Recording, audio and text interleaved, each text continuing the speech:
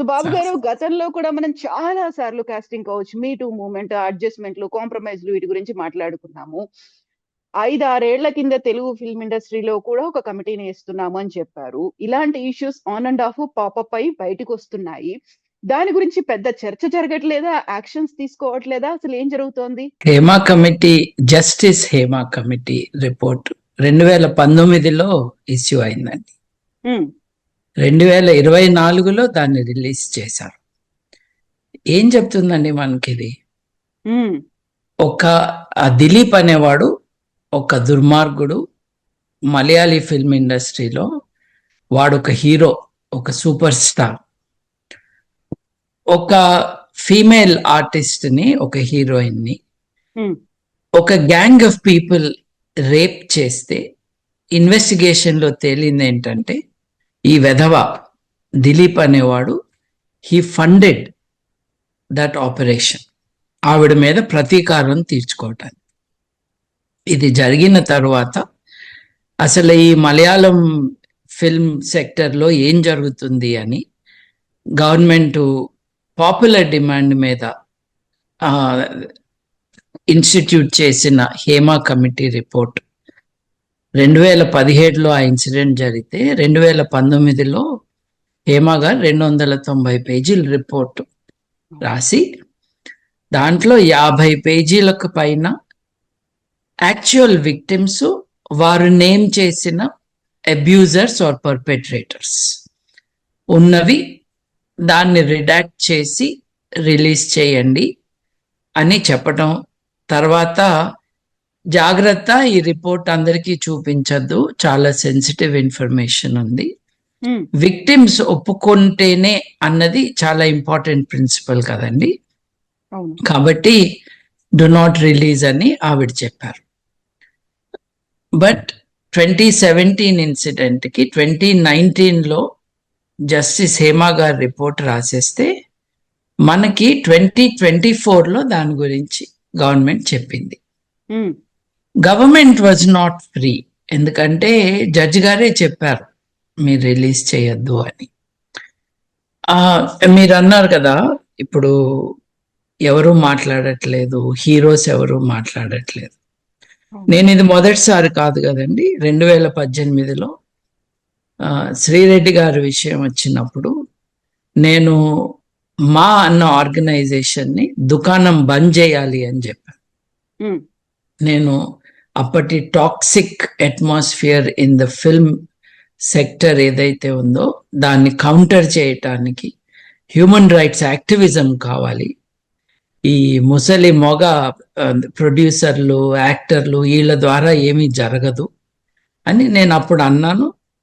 ఆ విషయం విన్నాక చాలా మంది సినిమాల్లో ఉన్న వాళ్ళు కోపంగా రియాక్ట్ అయ్యారు.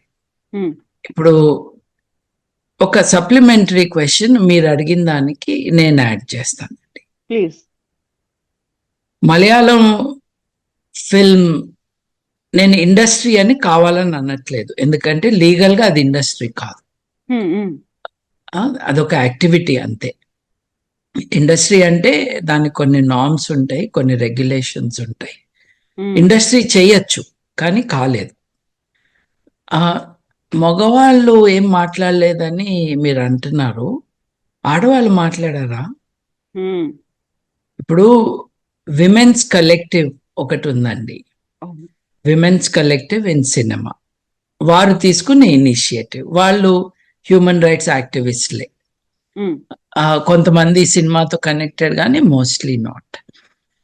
కానీ విక్టిమ్స్ ఎవరు ముందుకొచ్చి మాట్లాడకపోవటం మనం నోటీస్ చేస్తున్నాం.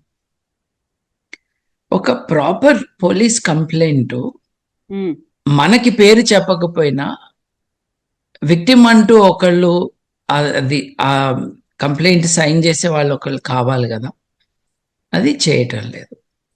దాన్ని కంప్లీట్ గా వాళ్ళని బ్లేమ్ చేయకూడదండి. ఎందుకు చేయకూడదు అని అంటే, వాళ్ళ జీవన భృతి దీంతో లింక్ అయి ఉంది కాబట్టి, వాళ్ళు రేపు ఆకలితో ఉండాల్సి వస్తుంది అని భయపడుతున్నారు కాబట్టి. ఈ సినిమా అన్నది అది బాలీవుడ్ కావచ్చు, టాలీవుడ్ కావచ్చు, అది తమిళనాడులో కావచ్చు, కేరళలో కావచ్చు, ఇది It's a clique of people.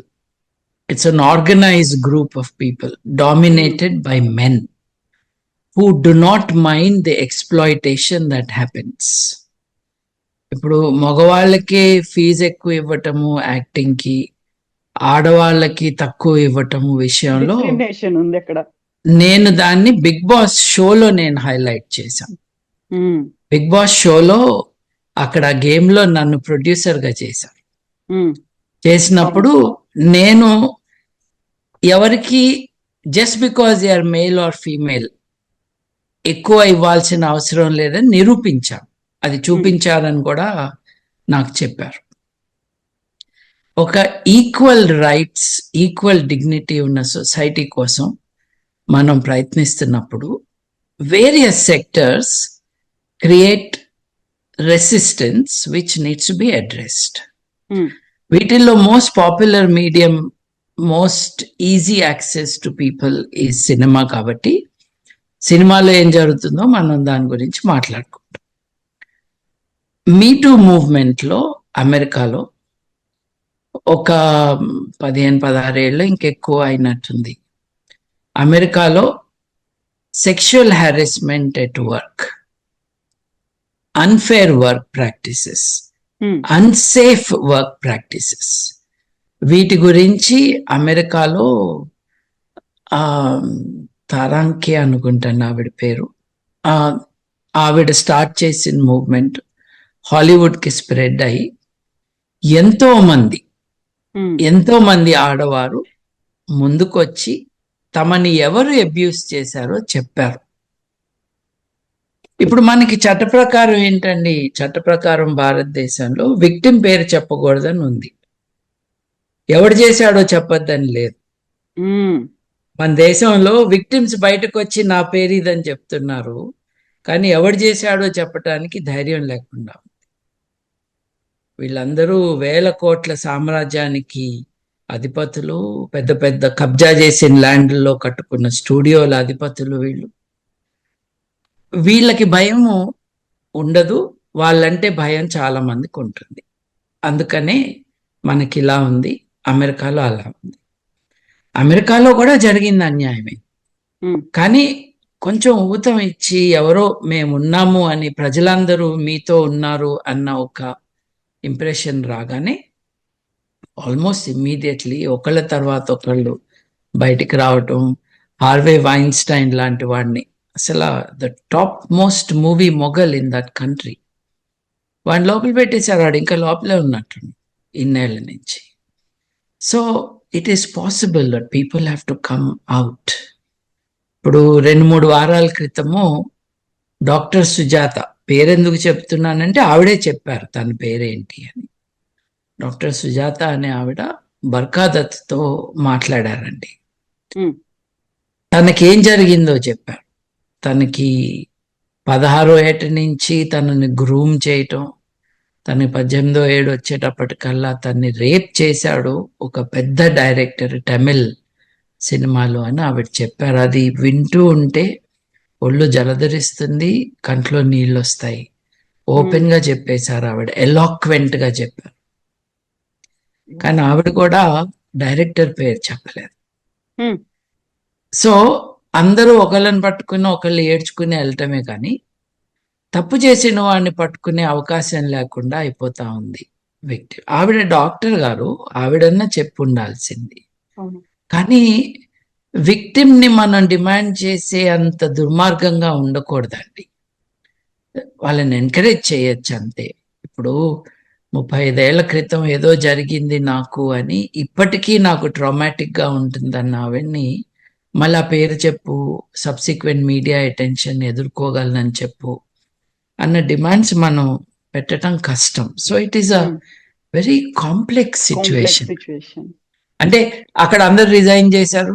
Resign చేసిన వాళ్ళు చాలా ugly thing that they resign. Silent గా ఉండటం వేరు, అందరూ కలిసి రిజైన్ చేయటం వేరు. మీరు అన్నారు ఇక్కడ కూడా things have not been good అని. ఏ ఫీల్డ్ లోనూ థింగ్స్ ఆర్ నాట్ గుడ్ అండి. ఇప్పుడు కేవలం సినిమా అనే కాదు. ఇప్పుడు ప్రజ్వల్ రేవಣ್ణ ఉన్నాడు, పూర్వ ప్రధానమంత్రి మనవడు. అతను వీడియో తీసుకుని ఇలిసిట్ అంటం కంటే కూడా forced sexual forced relations maintain చేసినప్పుడు అతన్ని ఏం చేశారు? కొద్ది కాలం జర్మనీ పారిపోయాడు, తిరిగి వచ్చాడు, పార్టీలోంచి తీసేశారు. నేను ఐ డ్రీమ్స్ డిస్కషన్లోనే 2-3 సార్లు చెప్పాను, సినిమాల్లో డైలాగులు రాసేవాళ్ళు అత్యంత టాక్సిక్ డేంజరస్ డైలాగులు రాస్తున్నారు. నేను అందరూ గురూజీ అంటారు, ద డర్టీ ఫెలో త్రివిక్రమ్ అని కూడా అన్నా. ఎందుకన్నాను? అతని డైలాగులు చూడండి. గురూజీ ఏంటండి మనిషికి పేరు. అతను రాసిన డైలాగులు ఏంటి? జల్సా సినిమాలో 2008లో తీసిన జల్సా సినిమాలో పడుకున్న అమ్మాయిని రేప్ చేస్తే ఏం మజా వస్తుందిరా అని రాశాడు ఈ దరిద్రుడు.